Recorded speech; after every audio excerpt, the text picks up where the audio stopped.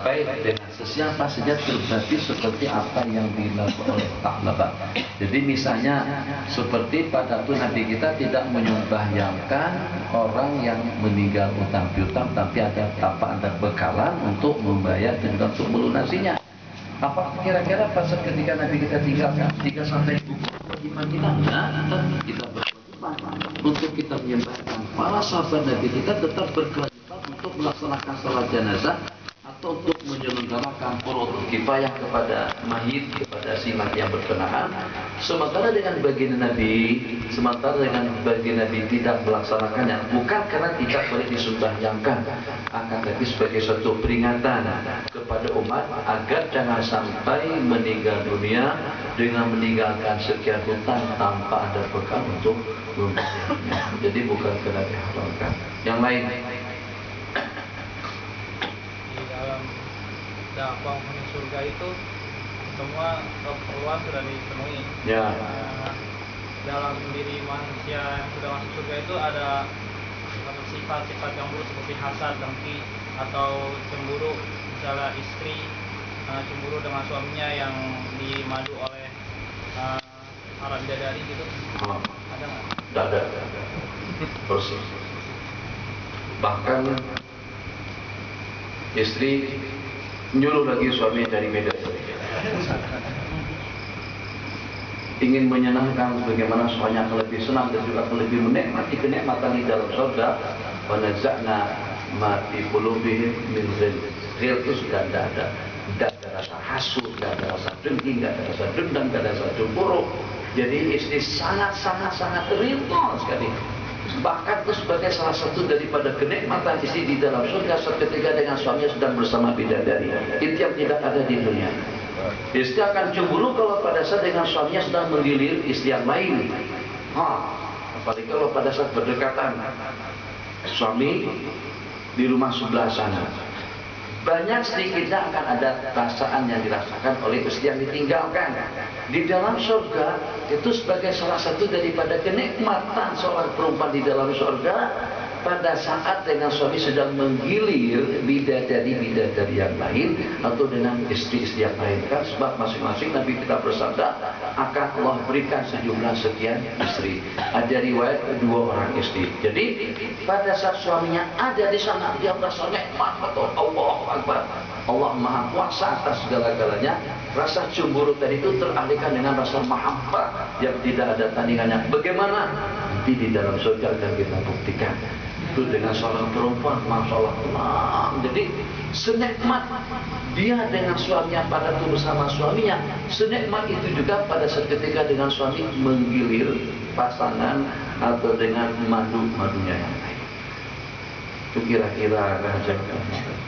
Sebab kalau nyatakan seperti itu tidak ada rasa hasud, kalau masih ada rasa cemburu, berarti kehidupan di akhirat tidak ada bedanya dengan kehidupan di dunia. Di akhirat tidak ada rasa cemburu, tidak ada rasa benci. Masing-masing ala sururin mutaqabilin, duduk santai, nikmat hidup bahagia atas segala macam. Jadi semua kejanggalan yang licik, yang kotor, yang jijik di dunia itu semuanya sudah tidak ada lagi di akhirat. Semuanya indah. Bahkan bahasa indah itu masih sedikit, tidak akan mampu untuk menggambarkan bagaimana dengan keindahan hakiki yang akan dinikmati dan juga yang dirasakan oleh penghuni surga nanti pada hari kiamat. Yang lain, sini dulu. Kenaan dengan najis babi dan anjing, kan disyaratkan harus ada salah satunya dengan tanah. Ya. Kemudian apakah disyaratkan harus tanah yang hitam atau boleh dengan pasir? Dan kemudian kalau umpamanya orang kada tahu lalu kada pakai tanah, lalu ketika memegang sesuatu apakah dihukumkan najis? Memegang sesuatu. Jadi kita bersabda, idza walagal kalbu fi ina'i ahadikum faghsiluhu sab'a ihdahunna bit-turab. Riwayat ulahuna, riwayat ukhrahuna ada 3, permulaannya, penghujungnya atau pertengahannya atau dengan salah satunya dengan tanah. Pertanyaan yang ditanyakan bagaimana kalau dengan tanah pasir? Kalau tak ada tanahnya sudah cukup. Tapi kalau cuma hanya semata-mata pasir saja, tidak bakalan bersih. Atau dengan tuntutan itu masih belum terpenuhi. Itu yang pertama. Kemudian yang kedua, kalau ternyata tidak tahu,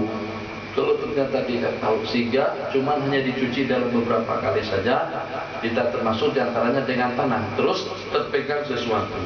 Apakah sesuatu yang tersentuh dengan benda kotor yang sudah dibersihkan tapi tidak memenuhi syarat, akan menyebabkan yang tersentuh tadi itu akan menjadi kotor dengan alasan karena dia tidak tahu. Kita ada kaidah bunyinya Allah la ibrata bil dhanni al bayyini khata'uhu. Jadi dengan dugaan seseorang tadi itu kesalahannya itu tetap saja tidak dimaafkan. Tetap saja dengan dia berkewajiban untuk mencuci kembali, dan dengan salah satunya dengan tanah. Permasalahan yang berikutnya, bagaimana kalau pada saat sebelum dicuci seperti itu dan tersentuh pada yang lain, tersentuhnya seperti apa? Kalau seandainya yang disentuh itu kering dan yang menyentuhnya juga sudah kering, tidak perlu dicuci. Tapi kalau seandainya yang disentuhnya itu basah, berarti sama saja halnya pada saat yang bersih tercampur dengan yang kotor. Katakanlah seperti dengan kita masukkan pakaian yang kena najis ke dalam air atau ke dalam badi. Dalam badi airnya bersih, pakaian juga bersih. Pada saat kita masukkan yang kotor, ini bukan mughalladhah, ini najis biasa, mengakibatkan yang di dalam badi, pakaian yang ada di dalam semuanya menjadi mutan najis. Begitulah juga hanya dengan najasan mughalladhah. Silakan Pak. Ulang. Hukumnya asuransi, khususnya asuransi jiwa, baik yang syariah maupun yang non. Jadi asuransi jiwa bilang nggak boleh. Mobil beberapa kali eksiden, yang memperbaikikan asuransi kena lagi. Jadi pada masa muktamar di Mesir, konferensi ulama, dan juga dengan ijtima' muktamar al-fiqhi al-alami di Jeddah, itu ternyata ulama tidak ada kesepakatan dalam masalah asuransi jiwa atau dengan seumpamanya. Ada pendapat yang mengatakan ia boleh sebab itu daripada ta'awun, saling tolong menolong, ringan meringankan. Ada juga pendapat yang mengatakan itu tidak boleh sebab tidak ada bedanya dengan perjudian. Jadi Syekh Muhammad bin Abu Zahra, Zuhra, beliau pada saat berbeda pendapat dengan keputusan atau dengan orang banyak, meminta agar dengan pendapat itu tetap dikekalkan. Jadi menurut beliau, satu, yang namanya tanggung jawab, siapa yang melakukan kesalahan dia bertanggung jawab. Tidak bisa tanggung jawab kita atau kesalahan kita dibebankan kepada orang lain. Sekarang yang nabrak siapa? Yang bencanakan siapa? Yang kecelakaan itu siapa? Yang tidak hati-hati itu siapa? Kok kenapa harus ditanggung oleh orang lain? Itu satu. Dalam Islam, siapa yang melakukan kesalahan, dia yang menanggung resiko. Dia yang bertanggung jawab sepenuhnya. Satu. Jadi menurut beliau itu tidak betul. Kemudian yang kedua, menurut beliau asuransi itu adalah perjudian. Sebab masing-masing bayar. Ada bulanan. Tiap bulan kita bayar sekian. Baik yang bulanannya dipungut untuk 2 tahun ke depan, atau yang bulannya dicicil pada tiap bulan. Jadi antara bayar, anak bayar, semuanya bayar. Jadi siapa saja yang eksiden, yang kecelakaan, yang kemalangan, yang meninggal dunia, maka dia akan memungut sejumlah bayaran yang kita kumpulkan tadi itu. Apa bedanya dengan perjudian? Masing-masing masa 10, keluar nomor kita, cabut keluar nama kita. Berarti kita yang menang. Tidak ada perbedaannya dengan asuransi, cuma yang menentukan untuk kita mendapatkan imbalan sejumlah sekian duit kalau seandainya dia mati, kalau seandainya kecelakaan, ya sesuai dengan ketentuan-ketentuan yang ditetapkan. Jadi ala kulli hal, sampai pada detik sekarang tidak ada kesepakatan ulama tentang asuransi. Ada pendapat yang mengatakan boleh dan juga ada pendapat yang mengatakan tidak boleh. Tapi karena dia sudah termasuk dalam kategori umumul balwa, siapa yang tidak terlibat dengan asuransi, yang walaupun hanya sekedar motor ada asuransinya, tiket ada asuransinya. Tuh tiketnya cuma aku jalan 300-400 ribu, tempat bayar masih terbang ke Jogja, ada asuransinya di situ.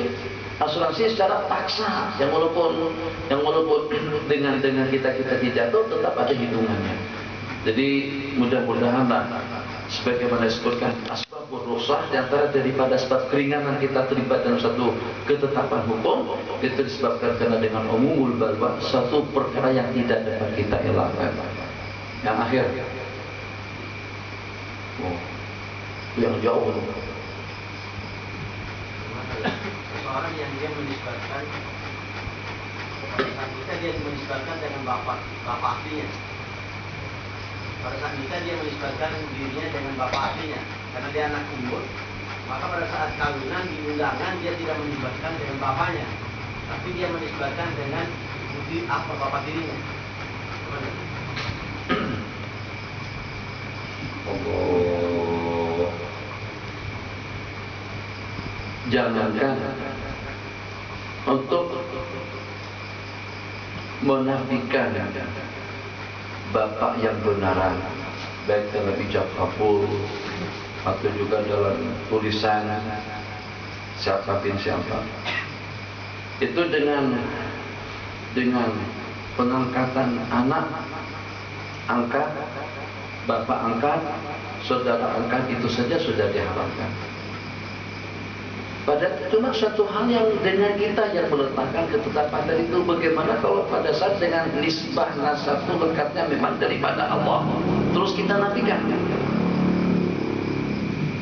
Ya kalau daripada kita saja, kita wajib menafikannya, wajib mengelakkan. Bagaimana kalau pada saat dengan satu hal yang sudah lekat daripada hukum, terus mau kita rubah daripada bin kepada orang tuanya, terus dibinkan kepada bapak tiri atau kepada orang lain. Jadi tentang kasus daripada anak angkat atau bani diharamkan setelah turunnya ayat ud'uhu li abaihim, itu kepada Sayyidina Zaid bin Harisah yang tadinya disebut dengan Zaid bin Muhammad. Setelah turun ayat tersebut, maka dengan Sayyidina Zaid tidak lagi dinisbahkan kepada baginda Nabi, tapi dinisbahkan kepada nama orang tua beliau, ud'uhu li abaihim, Zaid bin Harisah. Jadi dari sejak itu kalau tadinya anak angkat sama dengan anak kandung, tapi dari turunnya ayat tersebut berlakunya pengharaman anak angkat. Itu yang pertama. Kalau tadinya anak angkat boleh mewaris harta pusaka daripada orang tua angkat yang mengangkatnya, ternyata semua muamalah itu juga perkara-perkara yang ada hukum kaitannya dengan tabani itu diharamkan secara mutlak. Jadi kalau kita melihat tabani yang dengan kita dituntut untuk menisbahkan anak kepada orang tuanya, yang tadinya penisbahan tersebut itu daripada kita sendiri, yang dengan kita diwajibkan untuk merubah bin anak daripada bapak angkat kepada bapak kandung dia sendiri. Bagaimana kira-kira pada saat dengan seseorang itu bukan bapak angkat, yang tadi orang tadi itu masih ada jasa lagi kepada anak yang berkenan, sehingga sampai dijadikan anak angkat, itu pun diharamkan oleh Al-Quran. Yang dengan bertua tidak pernah mengangkat dia sebagai anak angkat, tapi justru diakui sebagai bapak, itu lebih parah lagi daripada yang pertama. Tetap tidak boleh membinkan nama seseorang kepada yang bukan orang tuanya, termasuk daripada perbuatan yang terlanggar. Kalau untuk masalah kalau macam anak yang luar nikah diambil, jadi untuk menjaga maruah ketika, tapi tidak nisbah. Jaga maruah tapi akan berlaku benda yang sama nanti.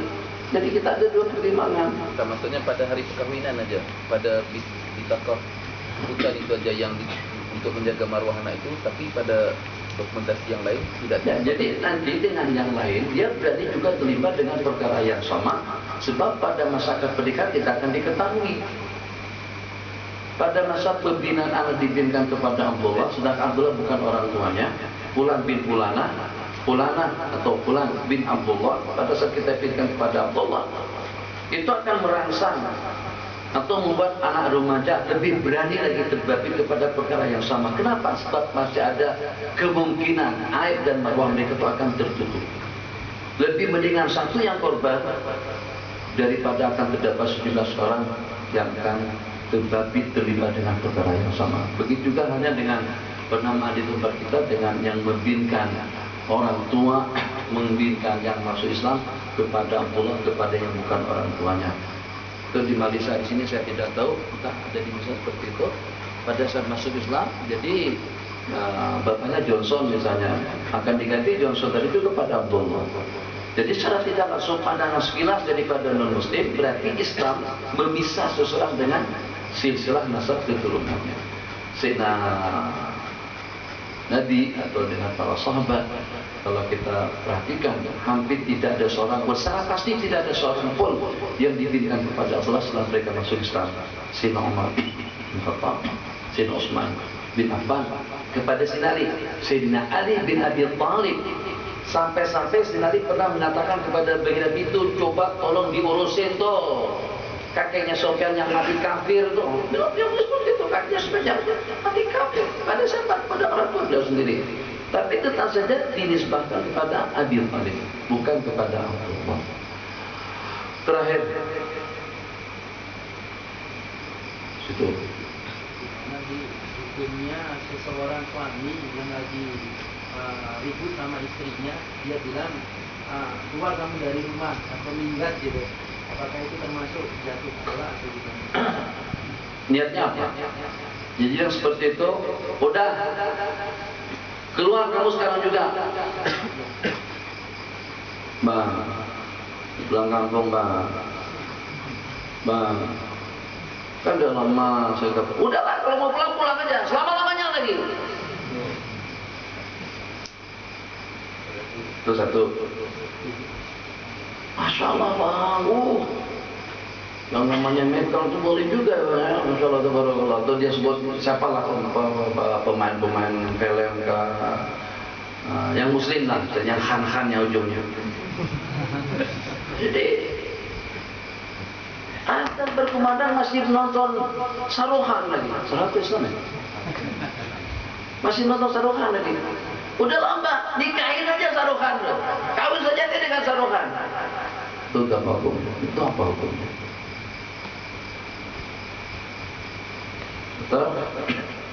Bah kalau mau kawin aja dah. Minta macam-macam. Minta itu, minta ini apa segala macam. Udah kalau mau kawin aja. Nikahin aja dia. Kalau niat hatinya, karena kamu sudah saya ceraikan, jatuh. Tapi kalau tidak ada niatannya seperti itu, keluar, pergi, dah tinggal kampung saja seumur hidup. Itu silakan, akhirnya dia pun tinggal kampung, nggak pulang-pulang. Enggak itu, sebab kita tidak ada niat untuk menceraikan. Tergantung kepada niat yang kita niatkan. Bismillahirrahmanirrahim. Sallallahu alaihi wasallam Muhammad. Nak ngantuk-ngantuk saja, masih ada di 35 menit. Bismillahirrahmanirrahim. Besok kita puasa. Sudah tuh peringatan. Jadi besok kita malam terakhir, hari berakhir daripada daurah kita. Dan kemarin kita juga tidak menjanjikan kitab yang harus kita tamatkan. Bagi saya, pada saat kita berpeluang dan berkesempatan untuk berkumpul, yang walaupun hanya sekali setahun, ini sudah lebih daripada cukup. Dan mungkin saya tidak mengatakan apa yang kita ulas lebih daripada yang lain. Tapi bagaimanapun, insya Allah kita, kata orang Indonesia, sedikit banyak mendapatkan sesuatunya daripada daurah yang kita adakan. Di samping yang saya lihat daripada para masyayikh, ada dengan sebagian daripada mereka kiraannya sarjan, baca tabarukan yang penting habis. Dan kami dengan kawan-kawan di sini sudah mengambil langkah, mungkin juga dengan Ustaz Ahmad dan juga dengan Ustaz Amin lebih-lebih lagi. Rasa lebih penting orang itu paham dan dapat menghayati rahasia-rahasia yang ada dalam hadis-hadis Rasulullah dan juga dalam hukum agama yang kita bicarakan, berbanding dengan kita membacanya sampai habis, tapi dengan kita tidak tadawuk, tidak dapat menikmati keindahan hadis juga dengan hukum agama yang kita sampaikan. Jadi yang saya perhatikan seperti itu di antara daripada masyayikh kami, Syekh Abdul Halim Al-Banjari. Kitab yang ditulis oleh Al-Imam Ibn Abi Jamrah, saya pernah baca kitab itu, Bahjatin Nufus bi ma'rifati ma laha wa ma 'alaiha. Satu buah hadis diulas sampai puluhan, 2-30 lembar. Ada istimewa yang kita pun juga rasa heran. Istimewanya di luar daripada kemampuan dan juga daripada khayalan. Allah berikan belah-belah daripada sudut itu, yang sehingga dengan kita pun dapat natadawwah, dapat menikmati isi kandungan rahasia-rahasia hadis yang mungkin dengan kita senantiasa diperdengarkan dengan istilah Jawa Jawami'ul Kalim. Nah, jadi dengan kita juga ingin menyingkat sedikit sebanyak tentang keindahan mutiara atau juga dengan asrar yang tersemat dan juga yang ada di dalam hadis-hadis Rasulullah SAW. Itu yang saya ambil alih dalam pengajian, sehingga kadang-kadang dalam satu majelis saya sampaikan dengan Ustaz Amin atau dengan Ustaz Ahmad. Pernah juga kan satu hadis dalam satu pengajian habis Ustaz Amin jarang baru mukadimah, makanya nggak baca hadis beliau. Kenapa? Sebab kadang-kadang yang seperti itu dia tidak datang tiap waktu, kadang-kadang sewaktu-waktu saja. Jadi kalau seandainya yang datang kemari berharap agar dengan kita baca habis dalam hitungan waktu yang relatif singkat ini, saya mengucapkan minta maaf sebanyak-banyaknya. Setelah kita di sini sejak daripada awal tahun 2004 kami mau paham dan mau natadawwa dengan isi kandungan yang ada di dalam pembicaraan yang dibicarakan. Kembali kepada pertanyaan apa tadi sudah terjawab. Kembali dengan kita besok insyaallah jadwal pengajian kita sebagaimana biasa pagi, kemudian sore.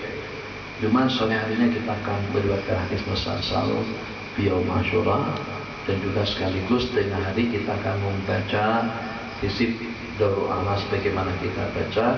Kalau kitanya sampai, ya alhamdulillah. Kalau tidak sampai pun itu sudah kita baca dan akan kita ijazahkan dengan syarat yang bersambung sampai kepada Al-Imam Ibn Arabi. Kita pakai alif lam Ibn Arabi rahimahullah ta'ala, yang dengan silsilah hizib tersebut itu daripada sufi kepada sufi kepada sufi kepada sufi. Dan dahulu pernah saya katakan ucapan daripada Habib Ali Jufri, kata beliau, ana atahaddaku, kalian yang hafal Quran dan yang mempelajari hadis-hadis Rasulullah SAW atau juga yang mempelajari Al-Quran dengan tafsirnya, sebutkan saja silsilah sanad yang mana satu yang bersambung sampai kepada baginda Nabi dengan Al-Qurannya, atau sampai kepada baginda Nabi dengan hadis-hadisnya, tanpa dengan perantaraan Sufi atau Asy'ari atau Al-Maturidi. Itu mustahil, tidak akan kita temukan.